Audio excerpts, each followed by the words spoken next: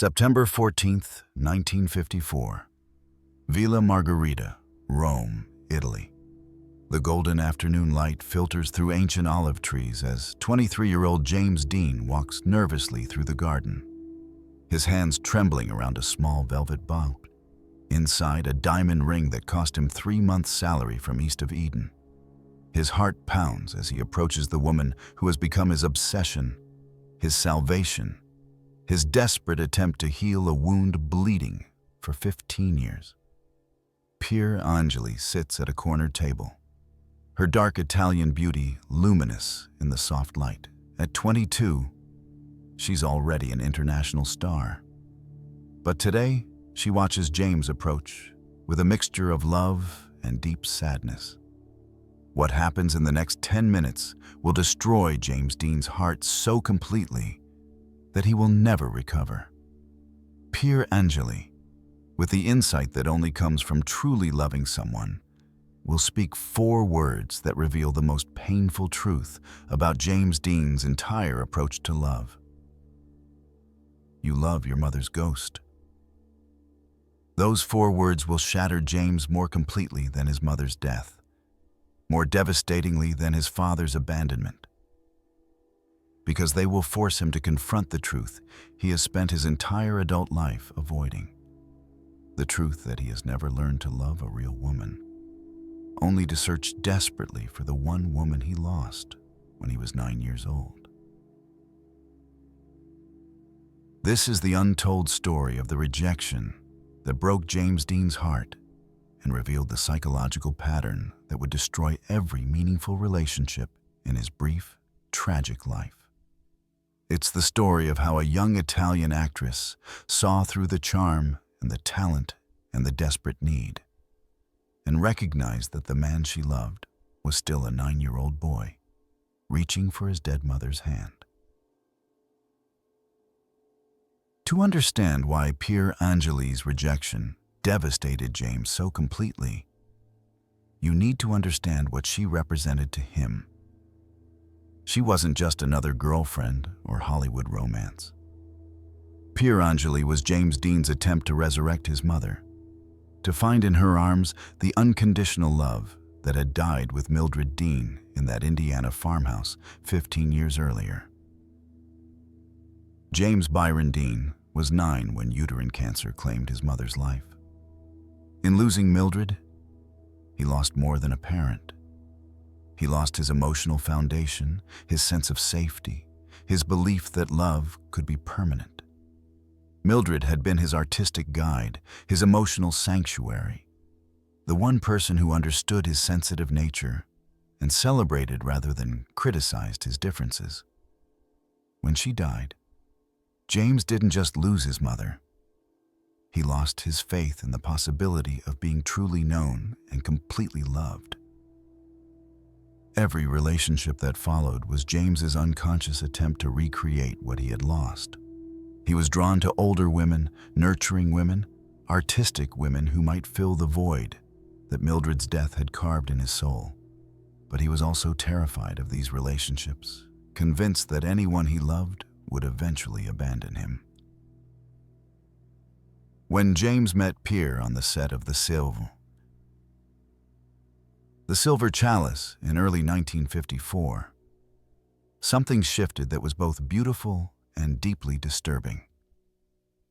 Born Anna Maria Pier Angeli in Sardinia, Pier had grown up in an artistic family that valued creativity and emotional expression. Her father was a construction engineer who loved poetry. Her mother was well-educated and spoke multiple languages. Pier carried herself with elegant grace that James associated with his lost mother. But there was something uniquely hers about the way she moved through the world. A combination of European sophistication and genuine warmth that seemed to promise unconditional acceptance. Their shared experience of loss created an immediate bond. Pier's family had fled Italy during World War II when she was a child, and she understood what it meant to lose everything familiar and safe. The hunger winter they endured, the displacement, the constant fear. These experiences had taught her resilience, but also emotional wisdom. But this shared trauma also meant that Pier could see through James's defensive mechanisms in ways that other women couldn't. She recognized someone whose emotional development had been arrested at the moment of his greatest loss. From their first meeting on that Rome soundstage, Pier was drawn to the intense young American actor. She had heard stories about James Dean, his reputation for being difficult, his method acting techniques that left other actors uncomfortable, his troubled past that seemed to follow him like a shadow. But what she saw when she looked into his eyes was a young man carrying wounds almost identical to her own. The difference was that while she had processed her trauma through years of struggle and growth, James remained frozen at age 9, still reaching for a hand that would never reach back. Their romance began with the intensity that marked everything in James's life. He pursued Pier with desperate devotion that was both flattering and slightly overwhelming. He would appear at her apartment with flowers and books of Italian poetry, trying to connect with her cultural heritage. He learned Italian phrases to whisper to her during quiet moments, his pronunciation careful and earnest. He wrote her letters filled with poetic passion that revealed both his artistic gifts and his emotional hunger, declarations of love that were beautiful but also desperate in their need for reciprocation. He introduced her to his friends as if presenting a treasure that proved his worth to the world. For James, Pier wasn't just his girlfriend. She was evidence that he was lovable, that someone sophisticated and beautiful and talented could choose to stay with him despite his intensity and his need and his barely controlled emotional chaos. He spoke about her to other actors with a pride that bordered on possession, describing her not just as a talented actress, but as his salvation, his anchor to emotional stability. But Pier, with the psychological insight that came from her own survival experience, began to notice patterns that deeply troubled her. He didn't just love her. He needed her in a way that was both flattering and frightening. When they were together, James was completely present, almost worshipful in his attention. He would study her face as if memorizing every detail, touch her hand as if anchoring himself to reality, speak to her in tones of reverence that suggested she was more precious than any earthly treasure. However, when they were apart, even briefly, James became a different person entirely.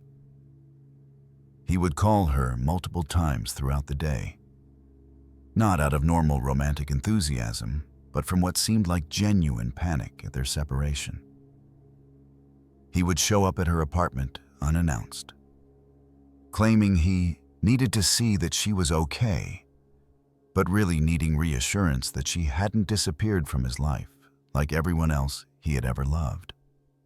His letters during brief separations were beautiful, but also desperate, filled with declarations of love that sounded more like prayers than romance.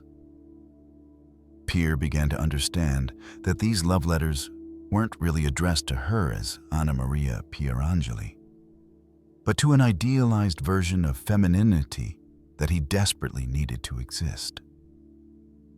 He would write things like, "You are my salvation," and "Without you, I am lost in darkness," and "You make me feel whole for the first time since childhood." Declarations that would be romantic if they came from a place of emotional choice rather than desperate psychological need. She realized that he wasn't falling in love with her as a real woman with her own dreams, flaws, and complicated inner life. He was falling in love with his projection of what she could be for him, a replacement for everything he had lost when his mother died. The pattern became clearer and more disturbing during their months together. James couldn't tolerate any sign of independence from Pier. When she mentioned spending an evening with female friends, His face would darken with barely controlled panic, and he would find reasons why she shouldn't go or insist on accompanying her to events where he clearly didn't belong. When she talked about her career ambitions or her desire to eventually return to Italy to work with European directors, he would become moody and withdrawn, as if her professional dreams were a personal betrayal of their relationship. When she needed space to think or to work on her own projects, he would interpret this as emotional rejection and respond with the kind of volatile behavior that revealed just how fragile his entire sense of self had become. Most troubling of all, Pier began to see how James related to her physically and emotionally as if she were a replacement for something sacred that had been taken from him. He would hold her hand the way a child clings to a parent, not with romantic tenderness, but with desperate need.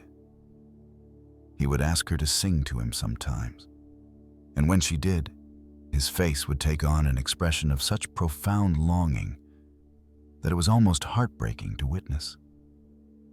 She realized he was seeing his mother in these moments, trying to recreate experiences from his childhood that had been cut short by cancer and loss. The pattern became clearer during their months together. James couldn't tolerate any sign of independence. When she mentioned spending time with other friends, his face would darken with panic. When she talked about career ambitions or returning to Italy, he would become moody, as if her dreams were personal betrayal. When she needed space to work on projects, he would interpret this as rejection and respond with emotional volatility that revealed how fragile his sense of self had become. These forgotten stories deserve to be told. If you think so too, subscribe and like this video. Thank you for keeping these memories alive. Pier found herself walking on emotional eggshells, trying to be the perfect woman James needed, while slowly losing herself in the process. She loved him genuinely, loved his extraordinary talent, his fierce intensity, his heartbreaking vulnerability, and his desperate search for authenticity in a world that often seemed artificial and superficial. But she began to realize that the very qualities that made James such a compelling actor, his ability to access deep emotion without reservation, his willingness to be psychologically naked in front of cameras, his complete lack of emotional boundaries when it came to his art, made him nearly impossible to love as a healthy romantic partner. She began to understand that James's unresolved mother issues affected every aspect of his relationships and his approach to intimacy.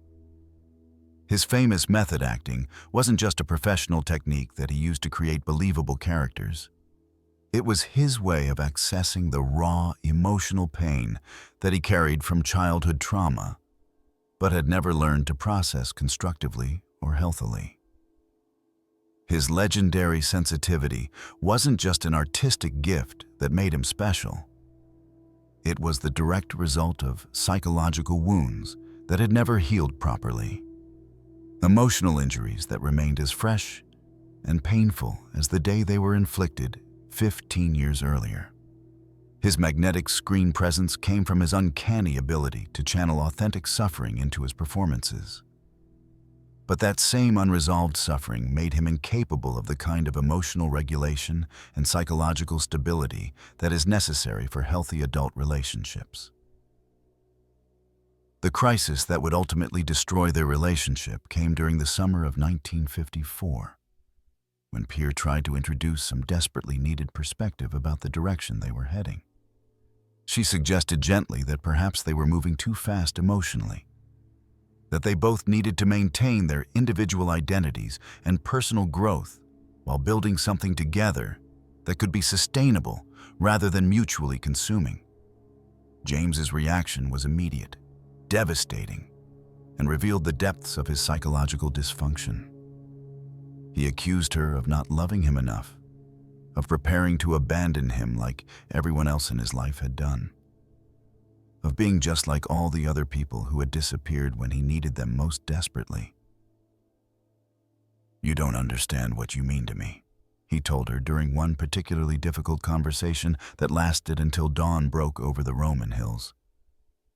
"When I'm with you, I feel like myself for the first time since my mother died. When you're not here, when I can't see you or touch you, I feel like I'm disappearing. Like I'm becoming invisible again. Like I don't exist. I can't lose that feeling. I can't lose you. I won't survive it." Pier's heart broke for him as she listened to these desperate words. But she also recognized the complete impossibility of what he was asking from her. He wasn't asking her to love him as an adult man capable of giving and receiving affection in a balanced, healthy way. He was asking her to resurrect his mother, to heal 15 years of unprocessed grief and abandonment trauma, to be solely responsible for his entire emotional well-being and psychological stability.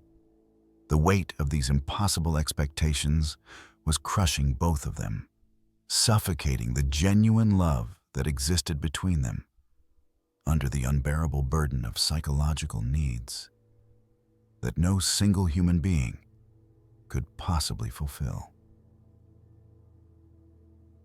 As the golden Roman summer turned to fall, Pier made what she knew would be the most difficult decision of her life. She realized with heartbreaking clarity that staying with James in this dynamic would ultimately destroy both of them in different but equally tragic ways. He would never heal and grow psychologically as long as he could use her as an emotional crutch and a replacement for the mother he had lost. And she would slowly lose herself trying to be someone no human being could ever be. The perfect, unconditionally loving, never-leaving maternal figure that existed only in his traumatized imagination and wounded heart. The only truly loving thing to do, she understood, was to refuse to enable his psychological dysfunction any longer, even though she knew it would devastate him and possibly destroy any chance they might have had for real happiness together. The proposal scene at Villa Margherita was James's last desperate attempt to make permanent what he was terrified of losing forever. He had planned every detail with obsessive care and attention. He had chosen the restaurant where they had shared their first romantic dinner months earlier, bought a diamond ring that cost far more than he could afford on his still modest actor's salary, and rehearsed his words and gestures until they sounded natural and heartfelt rather than desperate and needy. He thought he was offering Pier his love, his future, his solemn commitment to building a life together. But what he was actually offering, without realizing it, was his psychological need. His unhealed wounds, his 15 years of unprocessed grief disguised as romantic devotion. But when James got down on one knee in that Roman garden with the golden afternoon light filtering through the ancient olive trees and opened the velvet ring box with hands that trembled from nervousness and desperate hope, Pier felt her heart break completely for both of them. She could see the little boy in his eyes, the frightened 9-year-old who had never recovered from watching his mother die slowly and painfully from cancer, who had never learned to process that loss in healthy ways. She could see his desperation, his absolute conviction that she could somehow save him from all the pain and loneliness and fear he had been carrying since childhood like stones in his heart. And she knew, with the kind of devastating clarity that comes only from truly understanding and loving someone, that accepting his proposal would condemn them both to a life of beautiful, tragic, ultimately destructive psychological imprisonment where neither of them could ever be truly happy or whole. "James," she said gently, "I can't marry you." The ring box snapped shut. James's face went through confusion, hurt, desperation, and then rage. "Why?" he demanded. "What did I do wrong? What can I change? And that's when Pier Angeli spoke the words that would haunt James Dean for the rest of his brief life. "You don't love me, James. You love your mother's ghost." The silence was deafening. James stared at her as if she had physically struck him. The truth hit him with such force that for a moment he couldn't breathe. Every relationship he had ever had flashed through his mind. His affair with his drama teacher, his desperate attachments to older mentors, his constant search for women who could fill the void his mother had left. He saw the pattern with devastating clarity. "That's not true," he whispered. But even as he said it, he knew she was right. "It is true," Pier said gently. "And until you learn to love yourself, until you learn to grieve for her properly instead of trying to replace her, you'll never be able to love anyone else. You'll just keep searching for shadows of what you lost." James stood up abruptly, hands shaking. "You don't know anything about my mother," he said, voice breaking. "I know she died when you were 9, Pier replied. "I know you've never gotten over it. I know you're still that little boy, holding her hand, trying to keep her from leaving. And I know that's not love, James. That's trauma." The words hit like physical blows. He turned away, unable to face the truth she was speaking. Every defense he had built around his emotional wounds crumbled, and he was forced to confront the reality of what his relationships had actually been. Not love, but desperate attempts to heal wounds only he could heal. Not devotion, but projection. Not romantic connection, but psychological desperation. "I thought you understood me," he said finally. "I do understand you," Pier replied. "That's why I can't marry you. Because I love you too much to pretend to be someone I'm not for the rest of my life." James left without another word. But the damage was done. Pier's rejection didn't just end their relationship. It shattered his fundamental beliefs about himself and his capacity for love. For the first time, someone had seen through his charm and talent and desperate need, and had refused to enable his emotional dysfunction. The aftermath of Pier's rejection was more devastating and psychologically destructive than anything James had experienced since his mother's actual death 15 years earlier. He fell into a depression that was deeper and more dangerous than anything in his adult life. A black hole of despair that seemed to swallow all light and hope. He began drinking heavily, not socially or recreationally, but compulsively and self-destructively, using alcohol to numb the excruciating psychological pain that Pier's brutally honest words had reopened like a surgeon's scalpel, cutting into an old wound that had never properly healed. If you want more untold stories like this, don't forget to subscribe and leave a like. Your support means everything to us.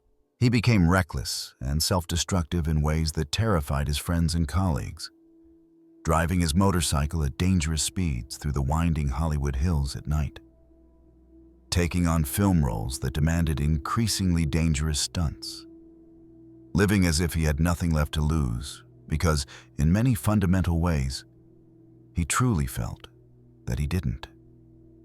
But perhaps more significantly for his future relationships and his psychological development, Pier's unflinching honesty forced James to confront the uncomfortable truth about all of his previous romantic involvements, and what he discovered when he examined them with this new, painful clarity horrified him to his core. He realized that he had never actually loved any of the women in his life. Not really. Not in the way that healthy adults love each other. Instead, he had loved what they represented to him, what they could potentially give him: safety from his fears, healing for his wounds, maternal comfort for his inner child, validation of his fundamental worth as a human being. but he had never truly seen them as complete, complex human beings, with their own needs and dreams and limitations and rich inner lives that existed independently of his psychological wounds and desperate emotional needs. He had been in love with fantasies and projections rather than real people, with his own desperate psychological needs disguised as romantic devotion, with the impossible dream that someone else could heal wounds that, as Pier had pointed out with surgical precision, only he could ultimately heal through his own hard work and emotional growth. This devastating recognition changed James's approach to relationships for the remainder of his brief life, but tragically not in the healthy ways that might have led to personal growth, healing, and the possibility of real love. Instead of seeking professional therapy or finding constructive ways to process his grief and his destructive attachment patterns, he became even more emotionally guarded and self-protective than before. He continued to have relationships with women, attracted as always by his talent and intensity and magnetic presence.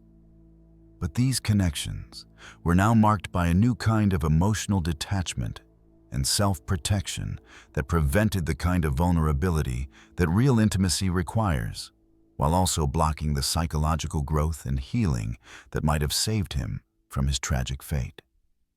The emotional devastation deepened exponentially when James learned, just 3 months after their heart-wrenching breakup, that Pier had become engaged to popular singer Vic Damone. The news hit him like a devastating physical blow, confirming his deepest and most irrational fear that he was easily replaceable in the hearts of those he loved, that his intense feelings and desperate devotion had meant nothing to her, that he would always ultimately be abandoned for someone better, more stable, more emotionally healthy, and capable of normal adult relationships. What James couldn't understand, trapped as he was in the prison of his own unhealed psychological wounds, was that Pier's seemingly quick engagement wasn't a cruel betrayal of what they had shared together, but rather a desperate and necessary attempt to move forward with her own life. To choose psychological health and emotional stability over the beautiful, intense, but ultimately destructive and unsustainable passion that loving James Dean represented for any woman brave enough to try. In his final months, James carried Pier's words like both wound and revelation. "You love your mother's ghost." The phrase haunted him because he knew it was true, but he had no idea how to change it. He was 24, at the height of his career, adored by millions, but emotionally still 9 years old, still reaching for a hand that would never reach back. When the car crash on Highway 466 ended James Dean's life on September 30th, 1955, he was still carrying the wound that Pier had exposed but never learned to heal. His death preserved him forever as the beautiful, damaged young man who could express universal pain because he had never learned to transform his own suffering into wisdom. Pier Angeli carried complex grief about their relationship for the rest of her life. She married Vic Damone and later Kirk Douglas, had children, built a career spanning decades. But she never forgot the broken young man she had tried to save from himself. "I think about him often," she said in a 1971 interview. "I wonder if I could have handled it differently, if there was something I could have said that might have helped him see he was more than his pain. But I know I couldn't save him. No one could save him but himself. And he never learned how to do that." When Pier died in 1971 from apparent suicide, some believed her death was connected to the guilt she carried about James. The truth was more complex. Pier struggled with her own demons. But the relationship with James remained one of the great what-ifs of her life.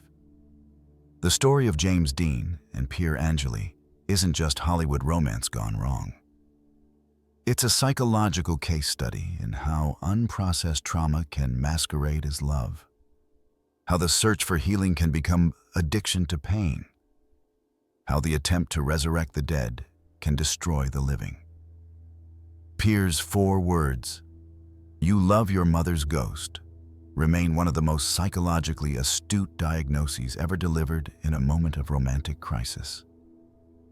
She saw that his charm and talent and intensity were all masks for a 9-year-old boy who had never learned to say goodbye to his mother. The lesson extends beyond Hollywood tragedy. It speaks to the universal tendency to confuse need with love, to mistake psychological wounds for romantic passion, to search for healing in other people instead of doing the hard work of healing ourselves.